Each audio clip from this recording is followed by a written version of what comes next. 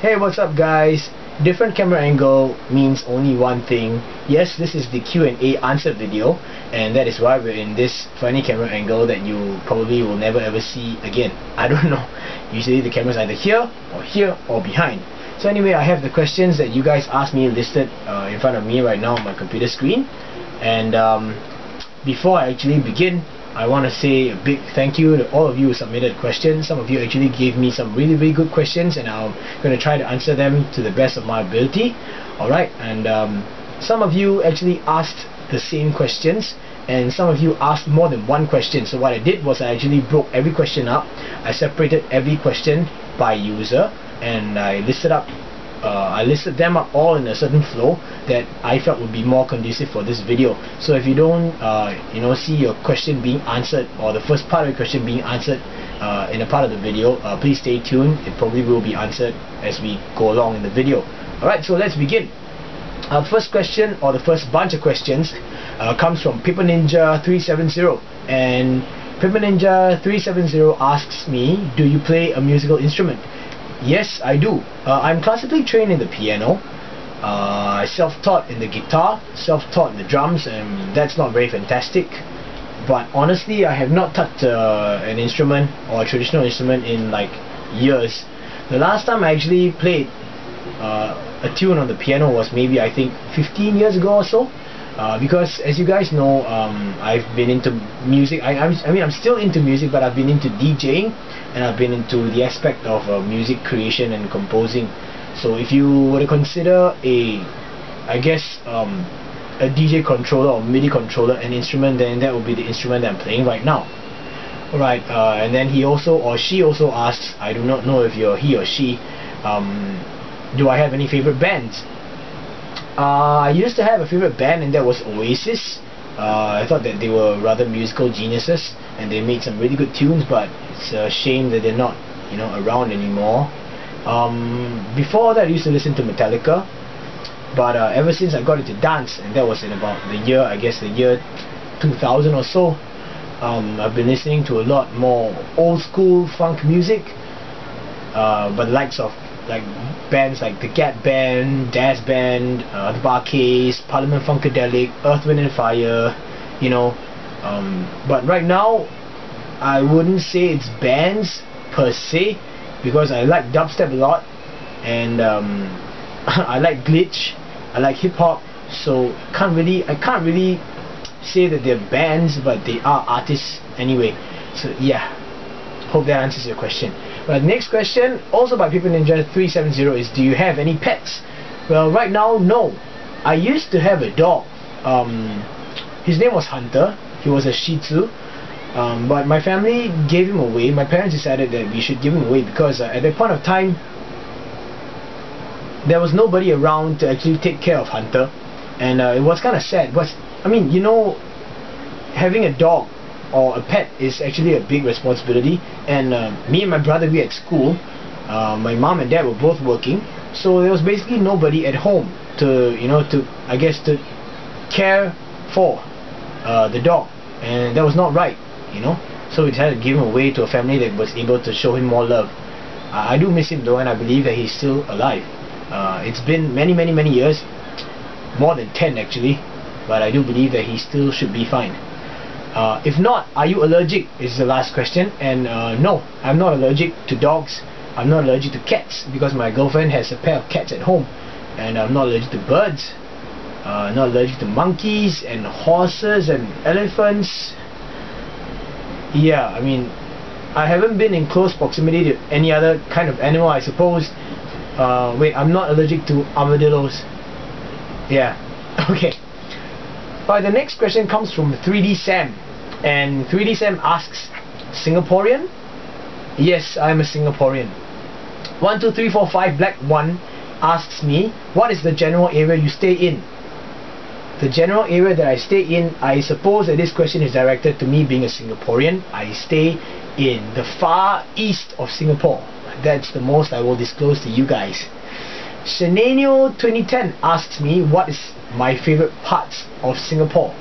Favorite parts as in plural. Shenanio 2010 has been in Singapore a couple of times, so he should know. I guess my favorite part first would be at home, simply because I have access to everything I want here. My darts, drinks, food, my bed, and I can sleep here. It's air conditioned. I have the fan if I don't want the aircon. You know, it's just comfortable here. I get the net. I'm not disturbed by or distracted by outside stuff or anything outside. I have my blasters, I have my modding tools, blah blah blah. I guess, and then the next part to the question, I guess, would be, okay, if it were my hangout place, it would be town. Town meaning like the Orchard Road stretch. I spend my time there because I go to old school a lot. That's a dance school when I teach dance, when I practice dance in that area, and I get to hang out with my girlfriend. We watch movies, we play Left 4 Dead out, and we hang a lot at Starbucks, just chill out. Sometimes I go there, you know, we watch YouTube videos together, we just chat. Sometimes she goes to read a book while I'll make music or I work on a track. Yeah, so I guess town. It's also like in the center of Singapore, so it's pretty accessible.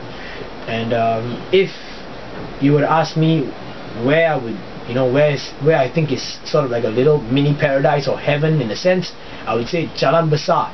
Now, those of you not in Singapore, you wouldn't know this, but Jalan Besar is like a whole stretch of I don't know, manufacturers, wholesalers of modding material stuff. Like, for example, CBVC. No, we don't have CBVC in Singapore. Sorry, like PVC couplers, tubes, pipes, brass, aluminium. You have actually aluminium workshops.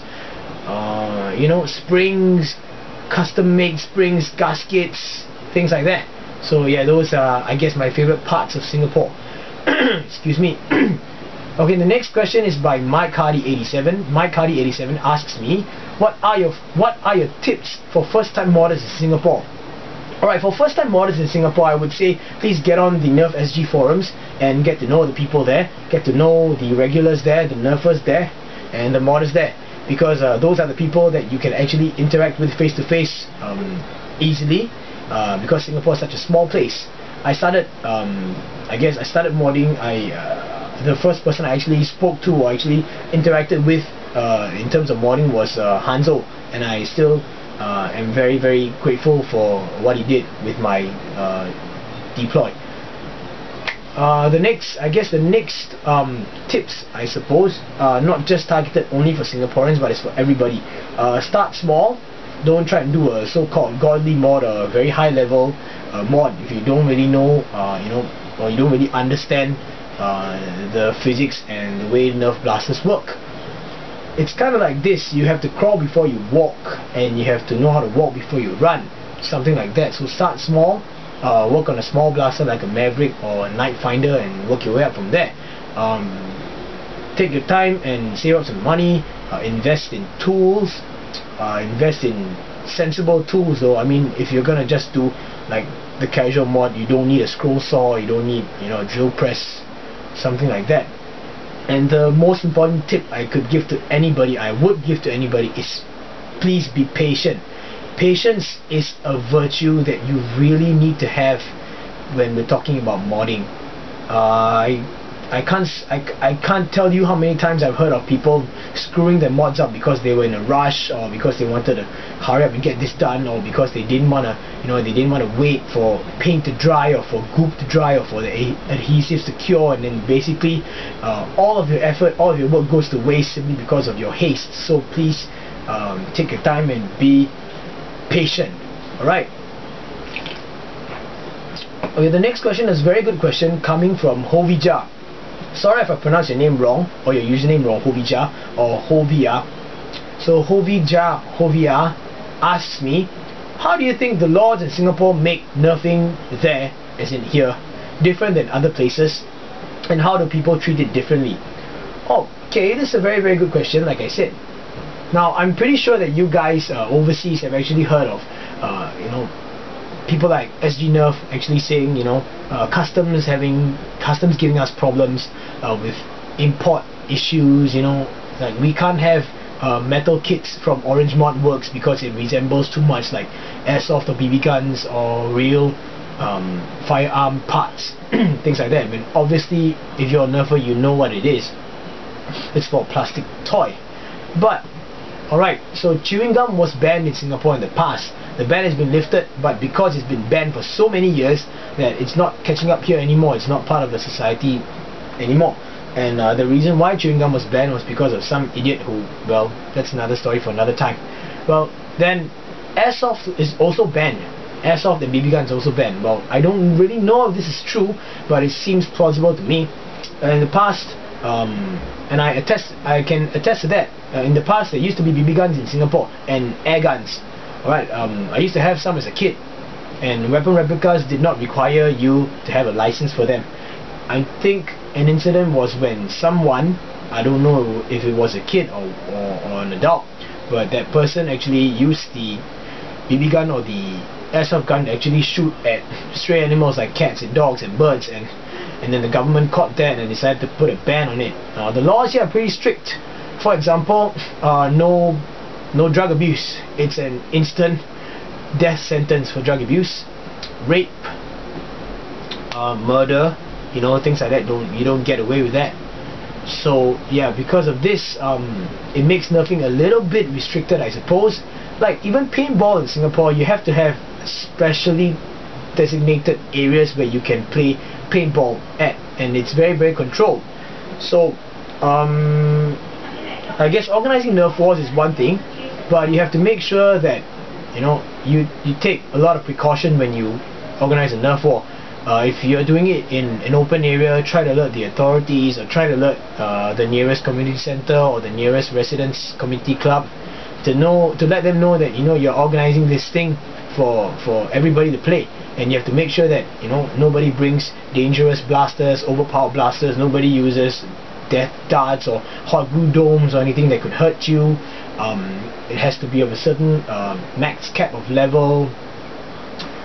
It just has to be very, very organized. Like, make sure that you wear safety goggles, things like that. There are a lot of people who, you know, because they play Nerf guns around, just flashing it, people here are rather, we call it kiasu, or kiasi in this case, afraid to die. So they just complain. The Singaporeans like to complain a lot. Society is like that, and they'll just alert the authorities, and then you get into unnecessary trouble. The cops will come and inspect your stuff, and they ask you for your IC and take your number down and things like that. So that's how people treat it differently. Having a Nerf war in an open area is usually, you know, it has to be a big thing where everybody can cooperate together. Whenever someone actually walks past or cycles past, you have to stop and pause the game for a while, so that kind of sucks.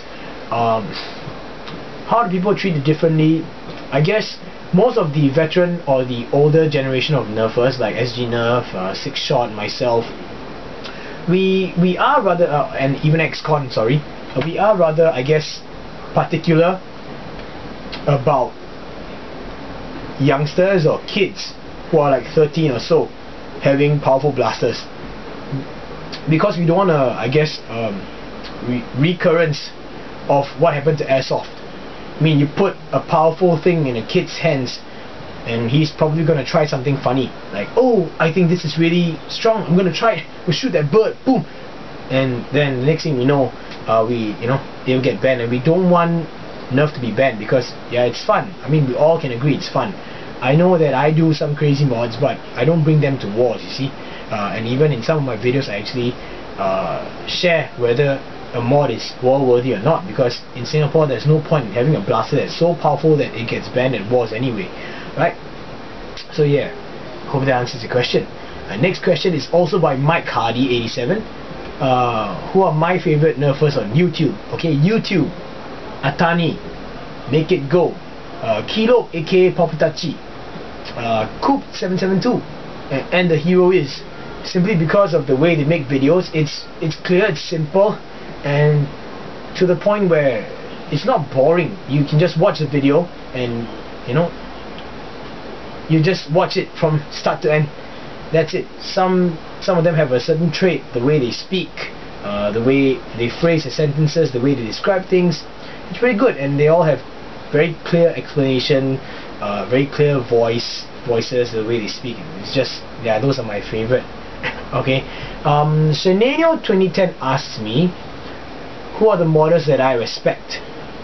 Of course, I respect Itani, I respect SG Nerf, Make It Go, Popatachi, Louis C3, and I don't know if you guys know, because I don't think he has a YouTube account, but there's his there's a nerfer that goes by the name of Revision 5, or sometimes I Am That Cat.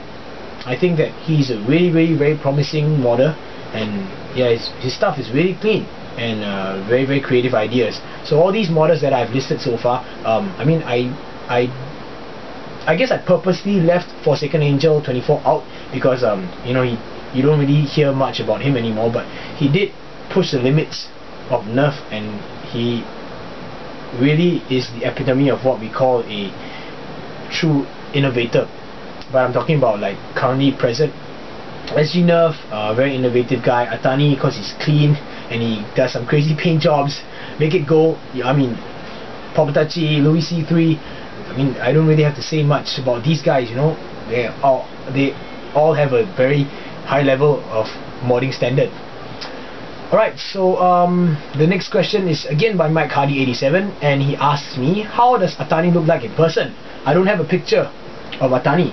I also answered this question in that same comment, and I think that Itani is pretty handsome. He's pretty good looking, no homo. He's well built, small size, but pretty good looking. Yeah, I think maybe lady or female nerfers might have a thing for him, I don't know. Yeah. Alright, so next part, Gold Nugget asks me, what is your job? So my job, I am a recruitment consultant. That is my full-time job. On the sidelines, I actually teach dance, freelance. Those are my jobs. Insane Panda, as in Insane P4ND, Insane Panda asked me, where do you work? I work at a company. I work in a company called Search Network Private Limited, and yeah, that's the recruitment agency. And yeah, so that's where I work. Almost all my time on weekdays are spent there. Next question comes from Face on Keyboard, and Face on Keyboard asks me, how did you start with Nerf? How did I start with Nerf? And I'll just go to the next question also, so I can answer these two together. Commander Schonberg actually asks me, what was your first Nerf gun? And my first Nerf gun was a Maverick. And how did I start with Nerf? Let me just go and grab it for you guys. This is my first Nerf gun, and this is how I got into Nerf. As you can tell, it's not really working right now because I actually took out the internals for some other project, but it's still working. All I have to do is just add a spring and it'll be fine. I used to do Gundam painting, Gundam model kits, and I really like painting because I like custom colors. So when I came across this, because my friends were telling me, hey, you know, you should go see this gun, it looks like Hellboy's big, what is it called, Big Baby, is it? I don't know, the gun that Hellboy has. So I thought, hey, you know, this is pretty cool. It's like a huge ass disproportionate, out of this world revolver. So I got it, and I thought, what if I tried to apply Gundam painting techniques to a Nerf blaster? Would it work? And it works, as you can see. I can do this over and over again, and it's not scratching at all. This has been my first blaster. So that's how I got the Nerf. I actually opened it up, and while I was doing the paint job, I told myself, since I'm at this point where it's open, I might as well just try a mod. And then I tried it out, the basic Nerf, the basic Maverick mod. So there's like, the drop mod, the Russian roulette mod, and yeah, well, basically the penny mod and things like that. I thought that, wow, remove the ARs, and it's amazing what what results you could get just by such simple things. And then it had me yearning for more. I just wanted to find out to what extent I could push the limits of a plastic toy like that. So that's how I started off with Nerf. And Blue Out 23 and Paper Ninja 370 both asked me the same question. How many years have you been modding, or how long have you been a modder? I've been modding since the year 2010. In the middle, while I was actually working, when I was actually running my own business in my retail shop. Yeah, so yeah, 2 years or so. Nerf Modified asked me, do you just work on the guns at the table behind you or somewhere different? So he's actually, or she's actually talking about this table over here. No, I don't really work on my blasters here. If it's gooping, if it's like, for example, doing like cutting tubes, or like sticking things in place or screwing stuff, yeah, it's all done here. But when we're talking about dremeling, hacksaw, I don't know, anything like painting is done outside of my house, at the staircase or the stairwell or something. But I actually do a lot of dremeling work all in the bathroom, the toilet, because it's very easy to clean up.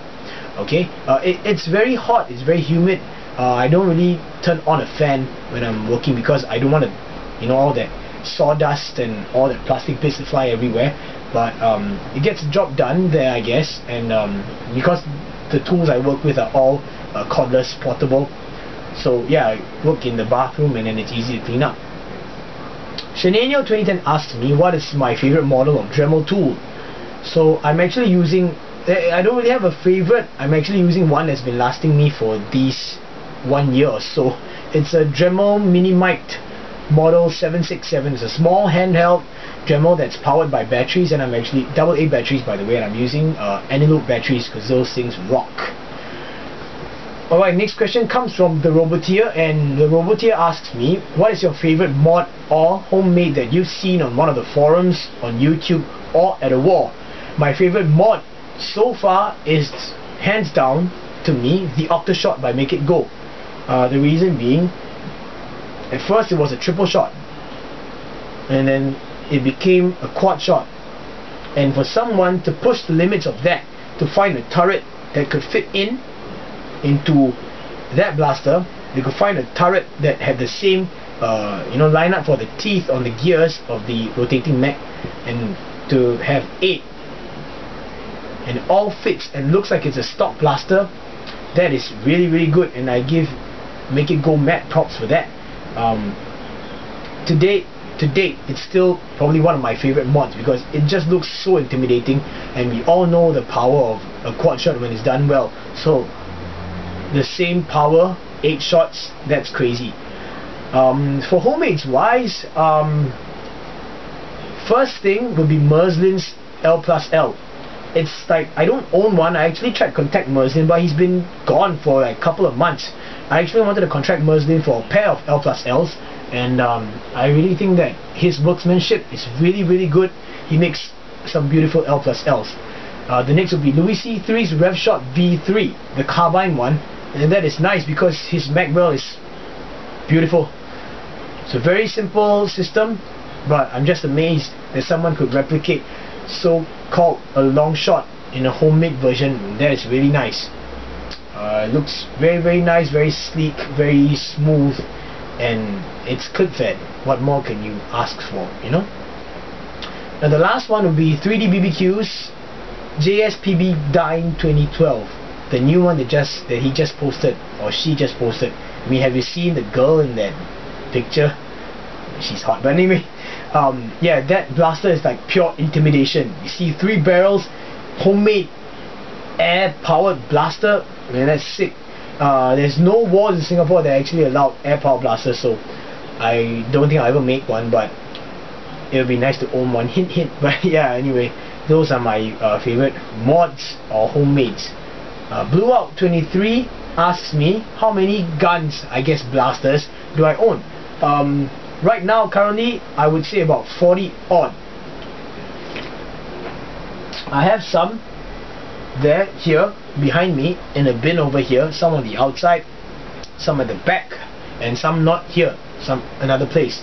I don't have as many as like people like Itani, and I don't have as many as I should have because I will buy, I'll mod, and if I'm not using it, I'll find a way to get rid of it. I'll either sell it out, you know, some way or another. Paper Ninja 370 asks me what is the most powerful blaster. I assume that he's asking me, or she's asking me, what is the most powerful blaster? What's the most powerful blaster that I currently own? And that is an AT3K AirTech 3000, an overhauled one, commissioned by Itani.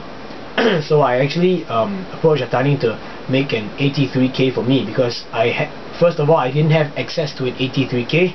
Second, at that point of time, I was just pure lazy. And honestly, Itani is probably the person that you go to contract AirTech 3000s in Singapore. He makes a badass, mean AirTech 3000. complete with rear loading slots and what have you, and it's 100% seal. It's very very good for his wars and its long range. Okay, that's the most powerful blaster I have, full stop. Right, so next part is a few users asked me the same question. So Paper Ninja 370, iModify1, Attack the Kid, and Tilwims 103 all asked me what is my favorite blaster, what is my favorite blaster of any brand, what is my favorite Nerf blaster, what is my favorite gun overall, what is my favorite gun that I've owned, what is my favorite blaster, blah blah blah. Hands down, my favorite blaster of another brand apart from Nerf is the triple shot.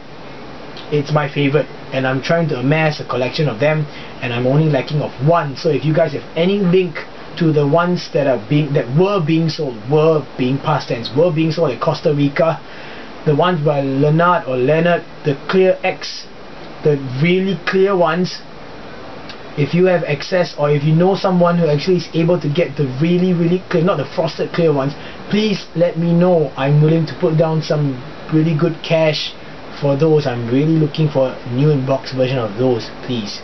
What's my favorite Nerf blaster? Definitely the long shot, full stop.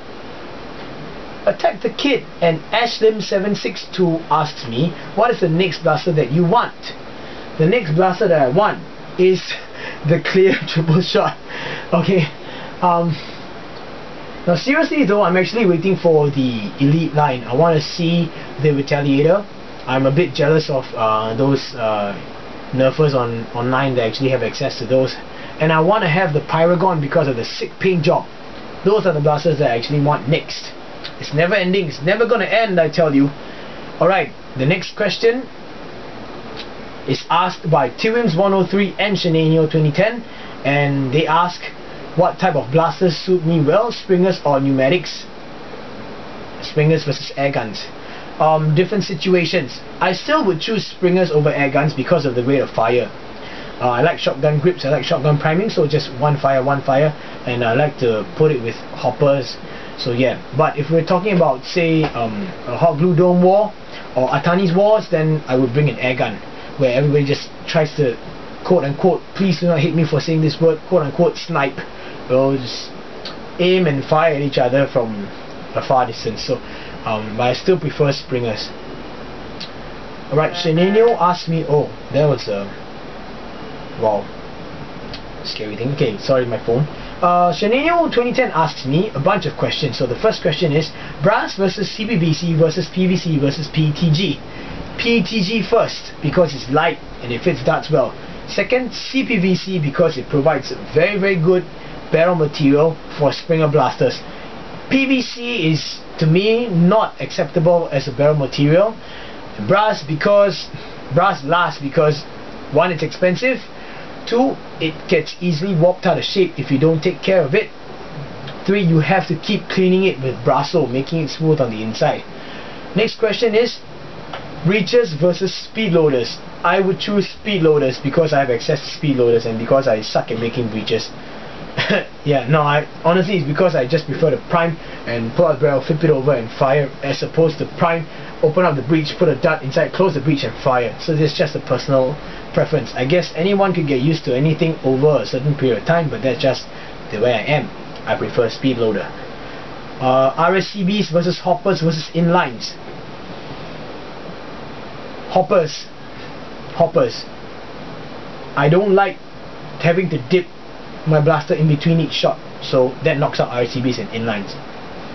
Next question, homemades versus modding. Modding, because then you could create some scary or cool looking stuff. I guess it gets your creativity flowing. I can take a Nerf blaster and do integrations and stuff. Homemades are kind of straightforward. You can create crazy stuff, but that's the whole point of homemades. You can make, like for example, the JSPB and the Dine 2012. That's 3 barrels. It looks crazy sick, but that, I guess that is what homemades are about, to push the limits and to create something brand new. And that's not what you get when you mod a regular Nerf blaster. So modding. Alright, so where was I? Okay, over here. Shenanio 2010 also asks alternative ammo, balls, arrows, rockets, blah blah blah. Balls. No, I'm just kidding. I guess I would say arrows and rockets. because if you actually rebarrel things right, or you barrel, like for example turrets right, you can actually have them to be dual purpose, firing both darts and arrows, or darts and rockets. Balls, I guess they don't really have that much of a flight capability. The furthest I've actually seen a ball blaster firing out was my own motorized buzzsaw mod, where the motor spin in such a way that it gave the ball a backspin. So when it launched out, it would backspin and it would actually kind of curve upwards like that mid-flight. So you see the ball fly out and then it would fly upwards and then it would just arc. But it's like a tennis ball flying at you. You can anticipate it. So yeah, I guess arrows and rockets. The next question comes from both NS Nerfing and Shenanio 2010, and they asked me, slugs or domes?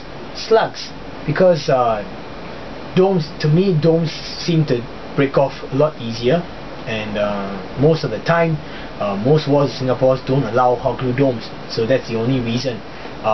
If we're talking about range, of course domes would definitely own the competition over slugs, but yeah, and slugs, generally I guess they seem a lot more safer to me and to the general public because it's felt tip padded.